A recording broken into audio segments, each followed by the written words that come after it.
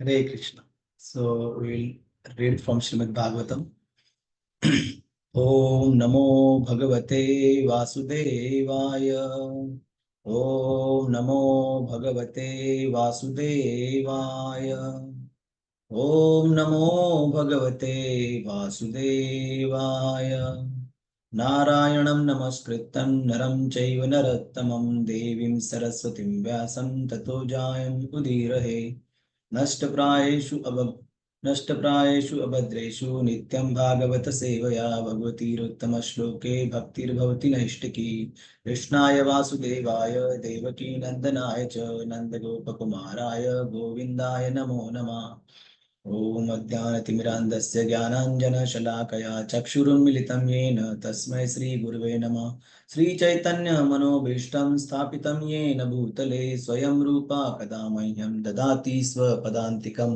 वन्देऽहं श्रीगुरोः श्रीयुतपदकमलं श्रीगुरून् वैष्णवांश्च श्रीरूपां साग्रजातां सगणा रघुनाथान्वितं तं सजीवं साद्वैतं सावधूतं परिजनासहितं कृष्णचैतन्यदेवं श्रीराधा कृष्णपदान् सगणा ललिता श्रीविशाखान्वितांश्च नमा ओं विष्णुपदाय कृष्णप्रेष्ठाय भूतले श्रीमते भक्तिवेदांत स्वामी नामिने नमस्ते सरस्वती देवे गौरवाणी प्रचारिणे निर्विशेष शून्यवादी पाश्चात्य देश तारिणे नमो महावदान्याय कृष्ण प्रेम प्रदायते कृष्णाय कृष्ण चैतन्य नामने गौरतीशे नमः।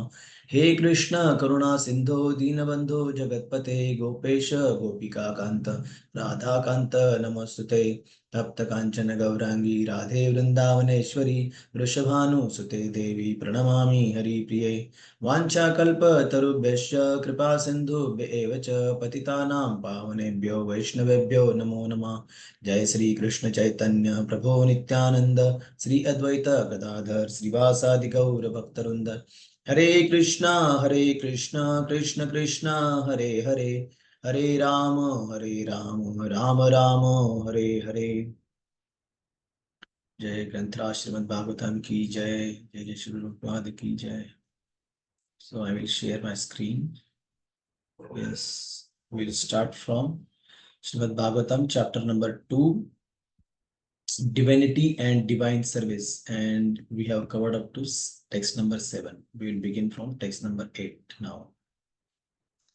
Dharma swanushtita punsam vishwaksena katha suyaha notpada idhyati Dhyati ratim shrama eva hi kevalam.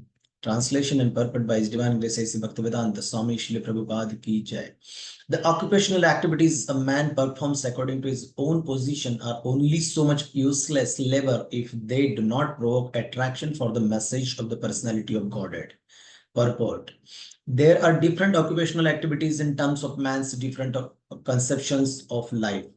To the gross materialist who cannot see anything beyond the gross material body, there is nothing beyond the senses. Therefore, his occupational activities are limited to concentrated and extended selfishness.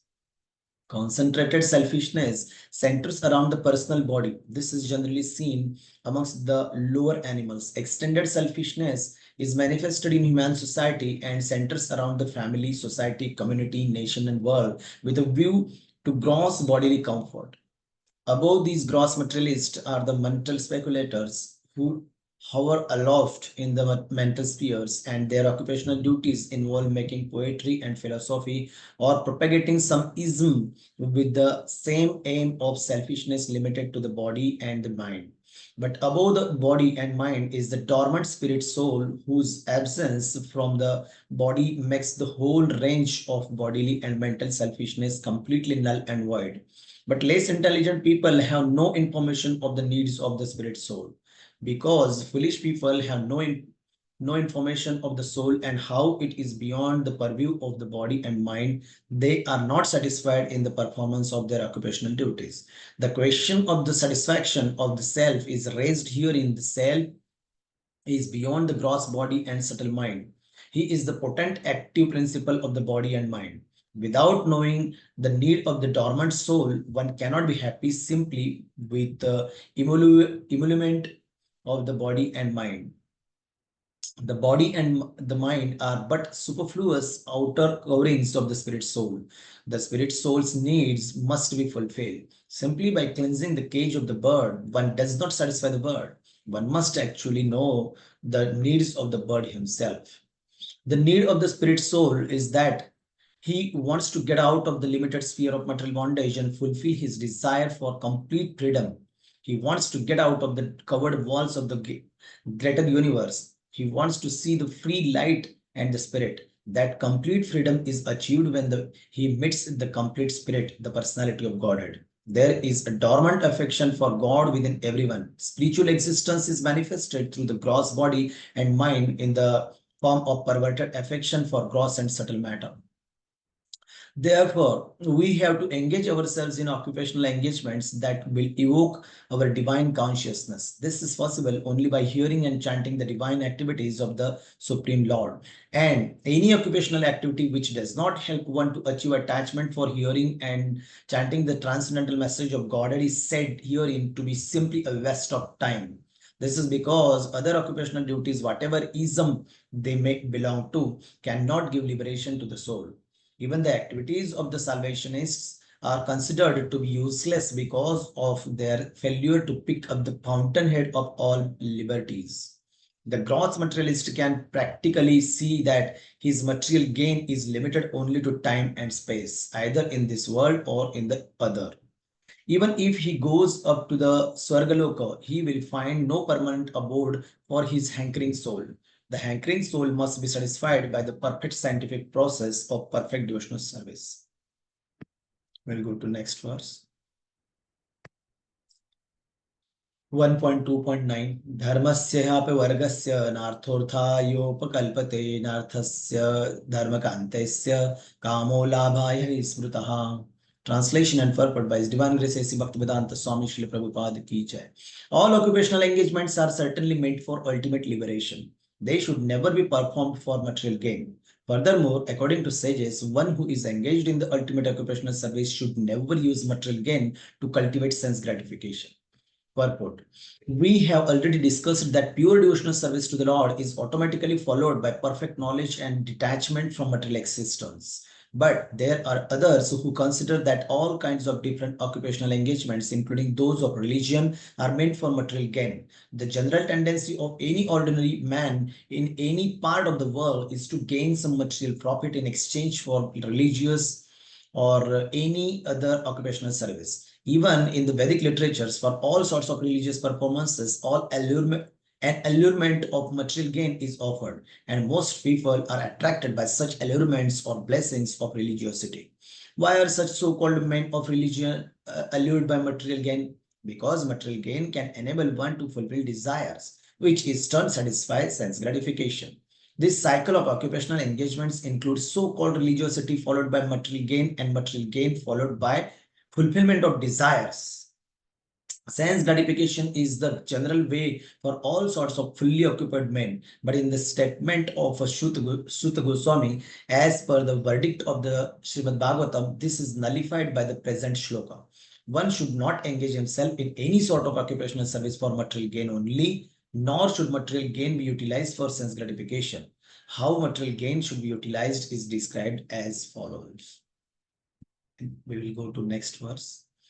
1.2.10 Kamasya nendriya priti labho jiveta yavata jivasya tattva jitnyasa nartho yasheha karmabhi. Translation and purport by His Divine Grace A.C. Bhaktivedanta Swami Srila Prabhupada Ki Jai.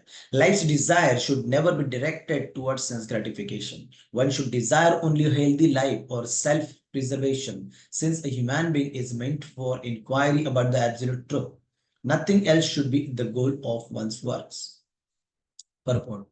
The completely bewildered material civilization is wrongly directed towards the fulfillment of desires and sense gratification. In such civilization, in all spheres of life, the ultimate end is sense gratification. In politics, social service, altruism, philanthropy, and ultimately in religion or even in salvation, the very same tint of sense gratification is ever increasingly predominant.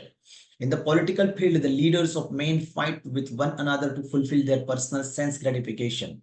The voters adore the so-called leaders only when they promise sense gratification. As soon as the voters are dissatisfied in their own sense satisfaction, they dethrone the leaders. The leaders must always disappoint the voters by not satisfying their senses. The same is applicable in all other fields. No one is serious about the problems of life. Even those who are on the path of salvation desire to become one with the absolute truth and desire to commit spiritual suicide for sense gratification.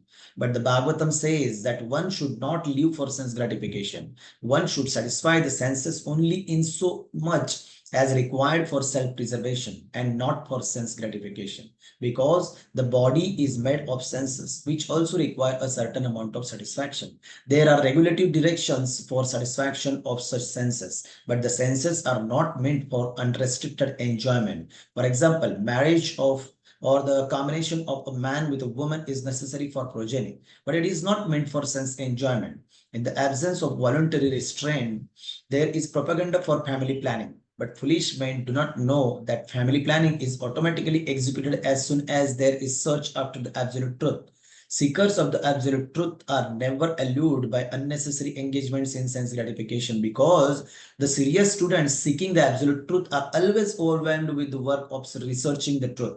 In every sphere of life, therefore, the ultimate end must be seeking after the absolute truth. And that sort of engagement will make one happy, because he will be less engaged in varieties of sense gratification. And what that absolute truth is explained as follows. Next verse, 1.2.11. Vadanti tattva vidatastvam yajnanamadvayam brahmeti paramatmeti bhagwaniti shabdate. Vadanti tattvavidas tattvam yajnanam advayam brahmeti paramatmeti bhagavan iti shabdate. Translation and purport by His Divine Grace A.C. Bhaktivedanta Swami Shri Prabhupada Ki Jai. Learned transcendentalists who know the absolute truth call this non-dual substance Brahman, Paramatma or Bhagwan. The absolute truth purport. The absolute truth is both subject and object, and there is no qualitative difference there.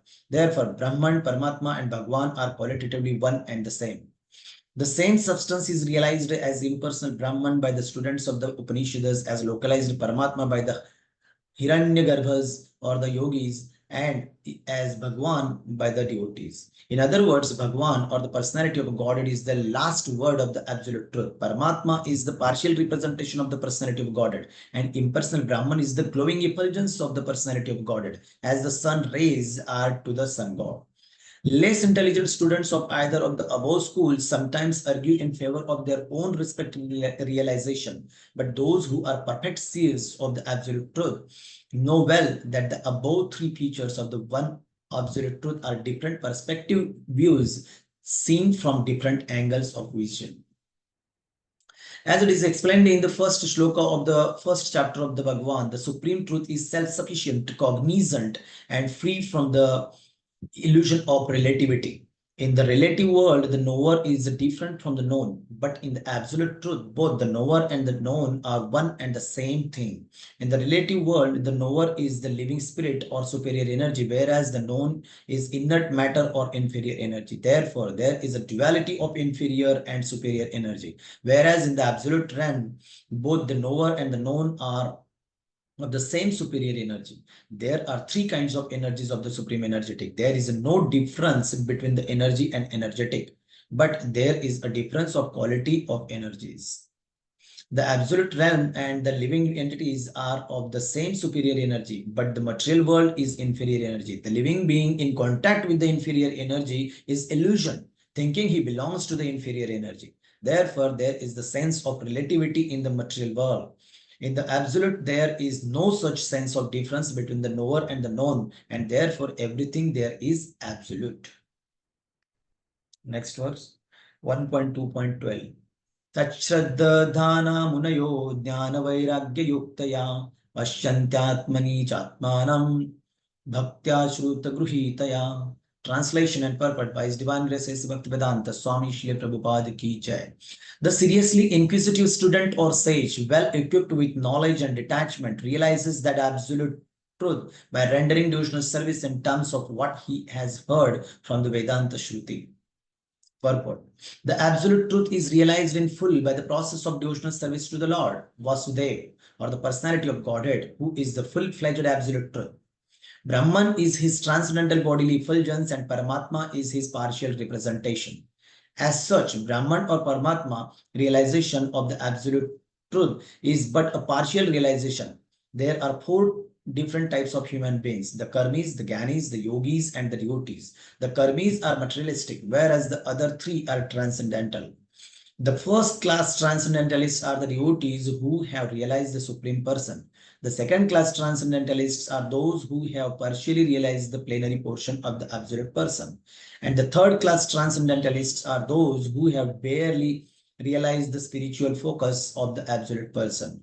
As stated in the Bhagavad Gita and other Vedic literatures, the Supreme Person is realized by devotional service, which is backed by full knowledge and detachment from material association. We have already discussed the point that devotional service is followed by knowledge and detachment from material association. As Brahman and Paramatma realization are imperfect realizations of the absolute truth, so the means of realizing Brahman and Paramatma, that is the path of Jnana and Yoga, are also imperfect means of realizing the absolute truth. Devotional service, which is based on the foreground of full knowledge combined with detachment from material association and which is fixed by the oral reception of the Vedanta Shruti, is the only perfect method by which the seriously inquisitive student can realize the absolute truth.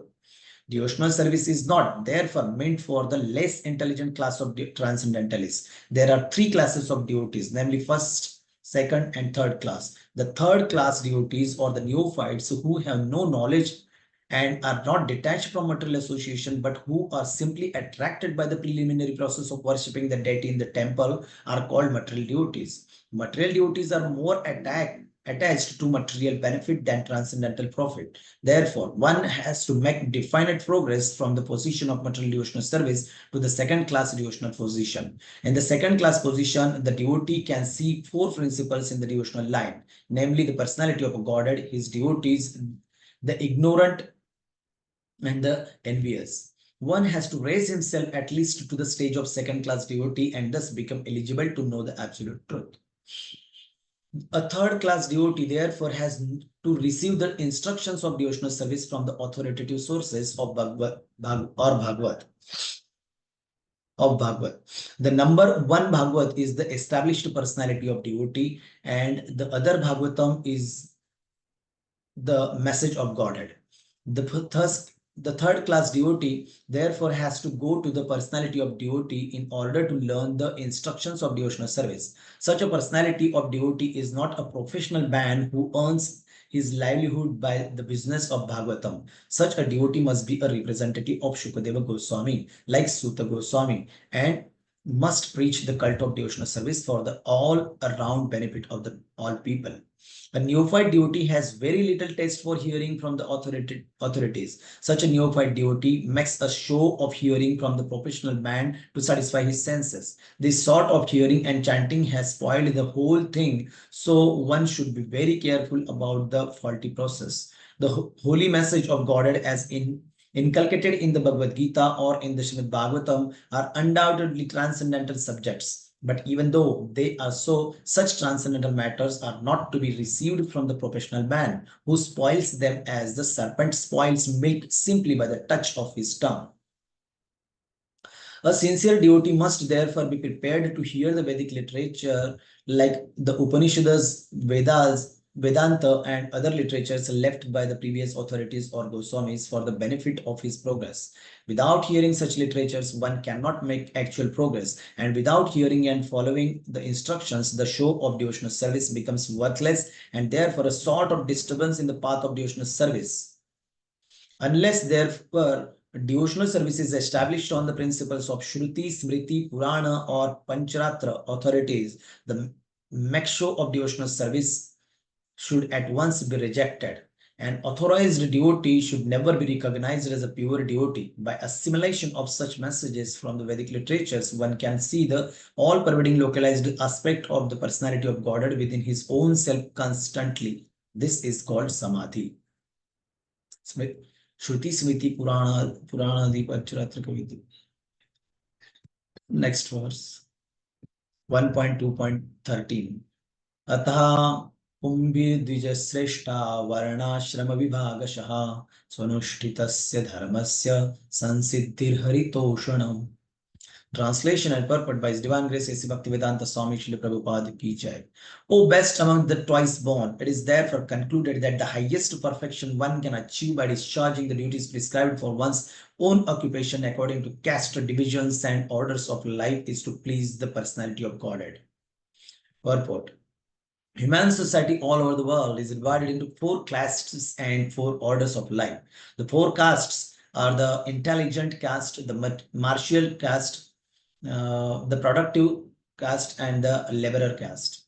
These castes are classified in terms of one's work and qualification and not by birth. Then again, there are 4 guna karma vibhakasha. Then again, there are 4 orders of life, namely the student life, the householder's life, the retired, and the devotional life. In the best interest of human society, there must be such divisions of life. Otherwise, no social institution can grow in a healthy state. And in each and every one of the above-mentioned divisions of life, the aim must be to please the supreme authority of the personality of Godhead. This institutional function of human society is known as the system of Varnashrama Dharma, which is quite natural for the civilized life. The Varnashrama institution is constructed to enable one to realize the absolute truth. It is not for artificial domination of one division over another. When the aim of life, that is realization of the absolute truth, is missed by too much attachment for Indriya Priti or sense gratification, as already discussed herein before, the institution of the Varnashrama is utilized by selfish men to pose an artificial predominance over the weaker section. In the Kali Yuga or in the age of coral, this artificial predominance is already current, but the saner section of the people know it well that the divisions of castes and orders of life are meant for smooth social intercourse and high thinking self-realization and not for any other purpose. Here in the statement of Bhagavatam is that the highest aim of life or the highest perfection of the institution of the Varnashrama Dharma is to cooperate jointly for the satisfaction of the Supreme Lord. This is also confirmed in the Bhagavad Gita 4.30. Yes, 1.2.14.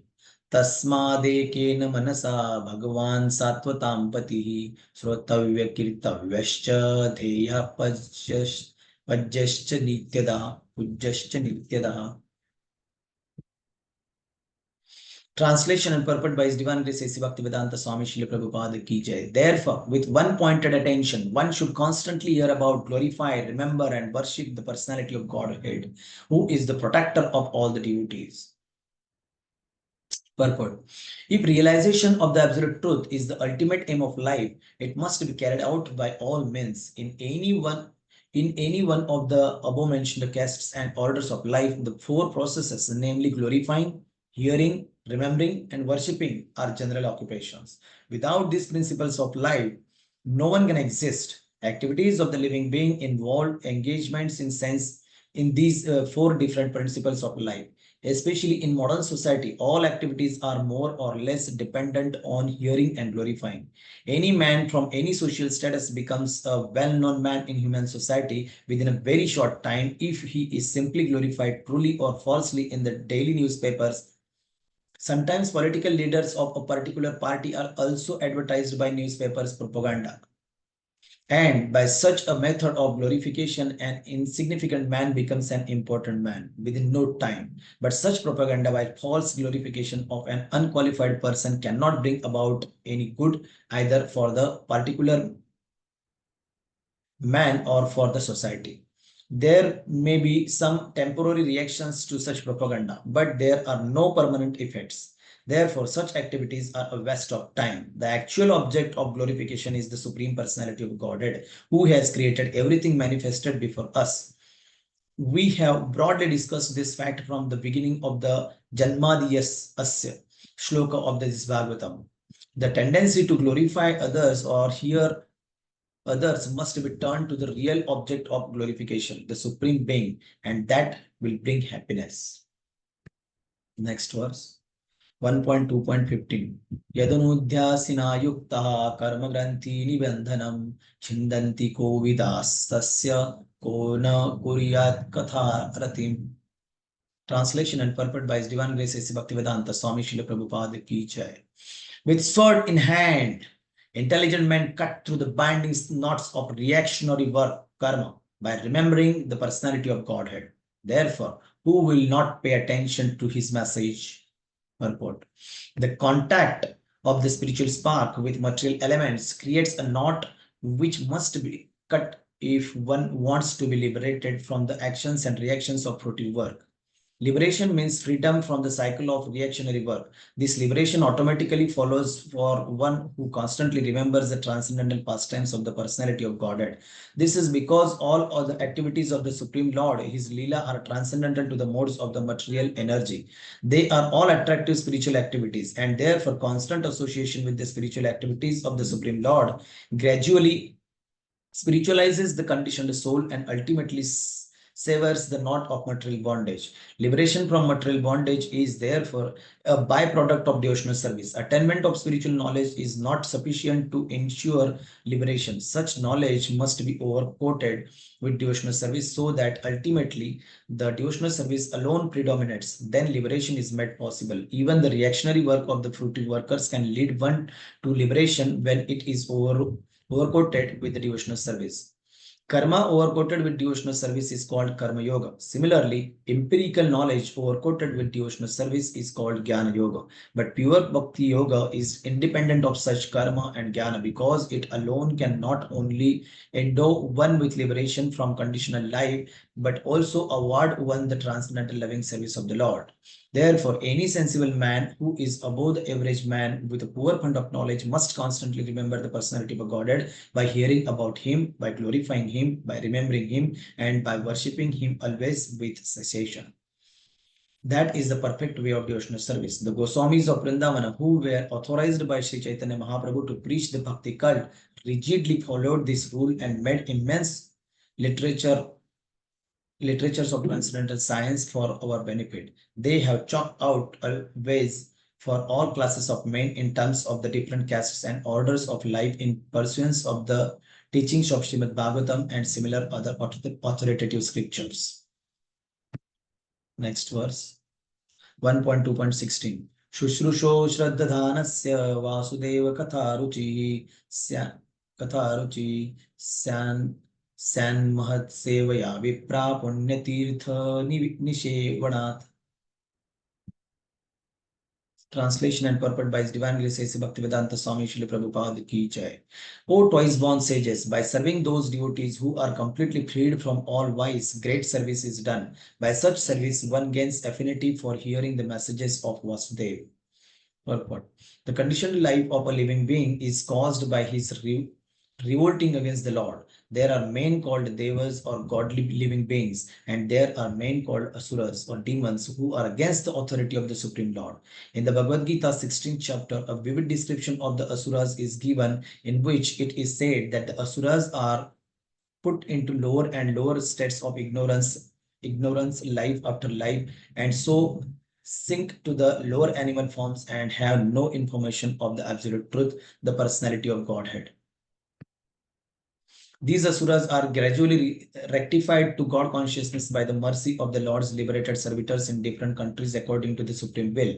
Such devotees of God are very confidential associates of the Lord, and when they come to save human society from the dangers of godlessness, they are known as the powerful incarnations of the Lord.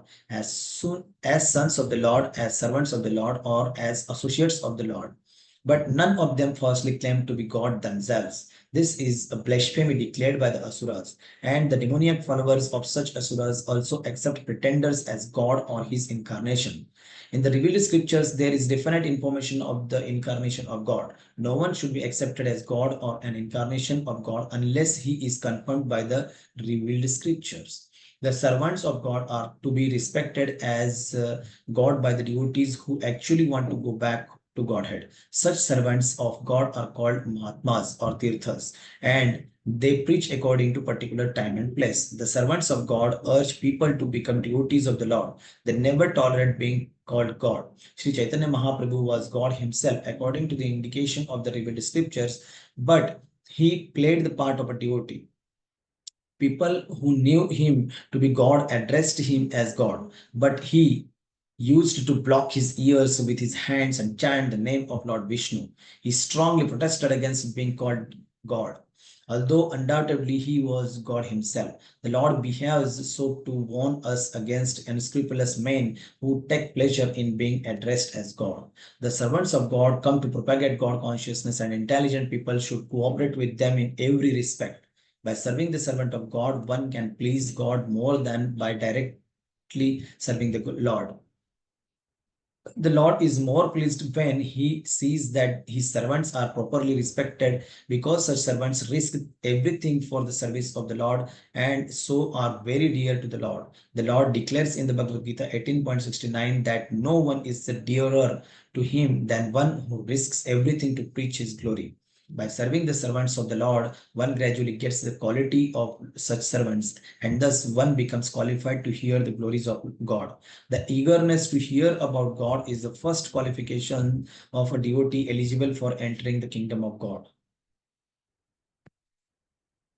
Next verse 1.2.17. Shrunvatam swakatha Krishna punyasravana kirtanaha hrudyantah stohya vadrani vidhunoti surutsatam. Translation and purport by His Divine Grace A.C. Bhaktivedanta Swami Srila Prabhupada Ki Jai.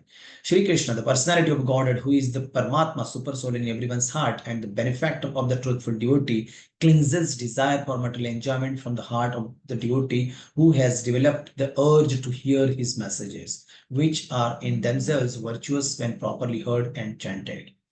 Purport. Message of the personality of a Godhead Shri Krishna are non-different from him. Whenever they are for offenseless hearing and glorification of God are undertaken, it is to be understood that Lord Krishna is present there in the form of transcendental sound, which is as powerful as the Lord personally.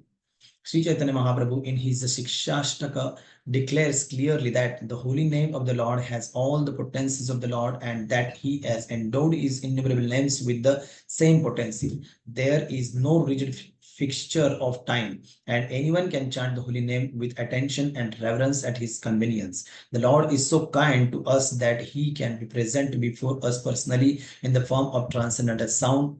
But unfortunately, we have no taste for hearing and glorifying the Lord's name and activities. We have already discussed developing a taste for hearing and chanting the holy sound. It is done through the medium of service to the pure devotee of the Lord. The Lord is reciprocally respondent to his devotees. When he sees that a devotee is completely sincere in getting admittance to the transcendental service of the Lord and has thus become eager to hear about him, the Lord acts from within the devotee in such a way that the devotee may easily go back to him. The Lord is more anxious to take us back into his kingdom than we can desire. Most of us do not desire at all to go back to Godhead. Only a very few men want to go back to Godhead. But anyone who desires to go back to Godhead, Sri Krishna helps in all respects. One cannot enter into the kingdom of God unless one is perfectly cleared of all sins. The material sins are products of our desires to lord it over material nature. It is very difficult to get rid of such desires. Women and wealth are very difficult problems for the devotee making progress on the path back to Godhead. Many stalwarts in the devotional line fell victim to these allurements and thus retreated from the path of liberation. But when one is helped by the Lord himself, the whole process becomes as easy as anything by the divine grace of the Lord. To become restless in the contact of women and wealth is not an astonishment, because every living being is associated with such things from remote time, practically immemorial, and it takes time to recover from this foreign nature. But if one is engaged in hearing the glories of the Lord, gradually he realizes his real position.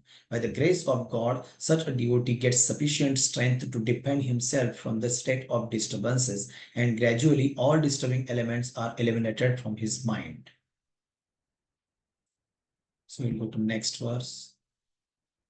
1.2.18 नष्टप्रायेषु अभद्रेषु नित्यं भागवत सेवया भगवतीरुत्तम श्लोके भक्तिर्भवति नैष्टिकी. Translation and purport by His Divine Grace A.C. Bhaktivedanta Swami Srila Prabhupada ki jai. By regular attendance in classes of the Bhagavatam and by uh, rendering of service to the pure devotee, all that is troublesome to the heart is almost completely destroyed, and loving service unto the personality of a Godhead who is praised with transcendental songs is established as an irrevocable fact. Purport. Here is the remedy for eliminating all inauspicious things within the heart, which are considered to be obstacles in the path of self-realization. The remedy is the association of the Bhagavatas. There are two types of Bhagavatas, namely the book Bhagavata and the devotee Bhagavata. Both the Bhagavatas are competent remedies, and both of them are either or them of them can be good enough to eliminate the obstacles. A devotee Bhagavat is as good as the book Bhagavat because the devotee Bhagavat leads his life in terms of the book Bhagavat, and the book Bhagavat is full of information about the personality of a Godhead and his pure devotees who are also Bhagavatas. Bhagavat book and person are identical.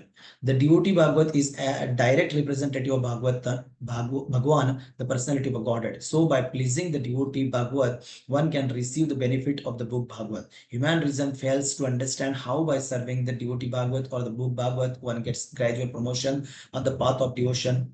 But actually, these are facts explained by Shri Narad Dev, who happened to be a maidservant's son in his previous life. The maidservant was engaged in the menial service of the sages, and thus he also came into contact with them. And simply by associating with them and accepting the remnants of footsteps left by the sages, the son of the maidservant got the chance to become the great devotee and personality Shri Narad Dev. These are the miraculous effects of the association of Bhagavatas. And to understand these effects practically, it should be noted that by such sincere association of the Bhagavatas, one is sure to receive transcendental knowledge very easily, with the result that he becomes fixed in the devotional service of the Lord. The more progress is made in devotional service under the guidance of the Bhagavatas, the more one becomes fixed in the transcendental loving service of the Lord. The message of the book Bhagavata therefore have to be received from the devotee Bhagavat, and the combination of these two Bhagavats will help the neophyte devotee to make progress on and on. So we will conclude here and continue tomorrow. Srila Prabhupada ki jai, Gaur Bhaktarunda ki jai.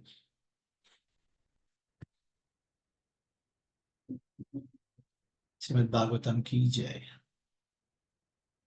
We'll begin next time from 1.2.19.